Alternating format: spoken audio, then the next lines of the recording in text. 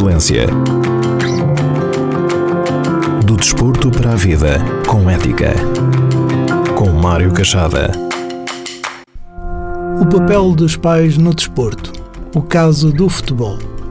A minha reflexão de hoje centra-se na importância dos princípios éticos na prática desportiva. Uma prática desportiva que promova não só a saúde, mas também o bem-estar da pessoa humana. Uma vez que, no desporto, não se ensinam só técnicas, não se ensinam só táticas. Aprende-se de igual modo a respeitar e a confiar nos seus companheiros, bem como a respeitar os seus adversários, os seus competidores. Afirmo aqui e agora, ou sendo necessário até à exaustão. Na verdade, é minha convicção profunda, seja em que modalidade for, que o desporto contém valores que os atletas devem manter ao longo de toda a sua vida, hoje por mim, aqui expressos, e apenas a título de exemplo, pela humildade, pela tolerância, pela gratidão, pela coragem e pela amizade.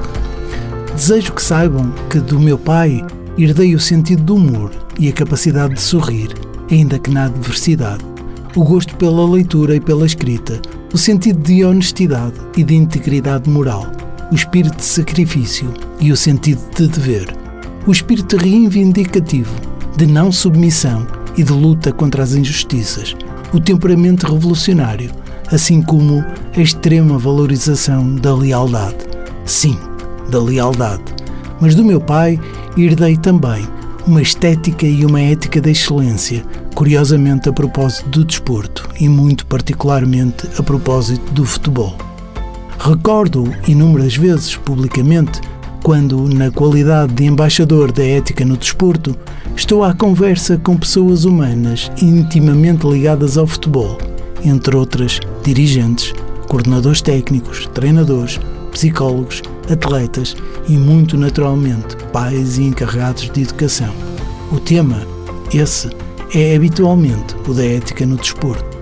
Importa-me, por isso mesmo, partilhar boas práticas, aproveitando de igual modo para partilhar a minha história de vida, ou, quem sabe, as minhas histórias de vida.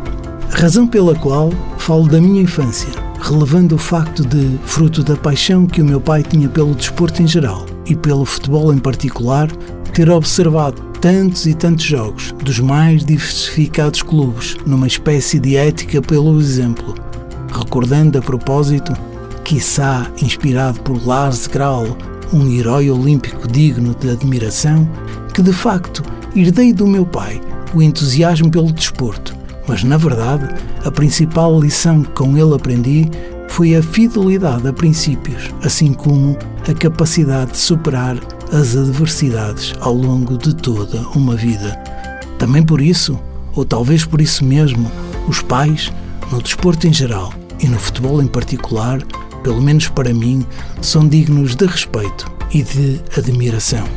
Contudo, para que a um pai seja possível, quer no desporto em geral, quer no futebol em particular, ser digno de respeito e de admiração, é fundamental que possua, entre outras, a capacidade de não dar ordens para dentro do campo, assim como a capacidade de não insultar adversários, árbitros e, às vezes, os próprios treinadores, como bem diz Carlos Mangas no seu fantástico livro Futebol, da Pereira à Pedreira.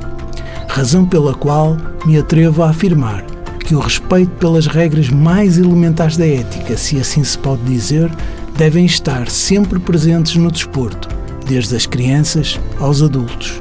Só assim poderemos, ainda que de forma progressiva, formar um verdadeiro campeão, um campeão que perdure para lá da competição.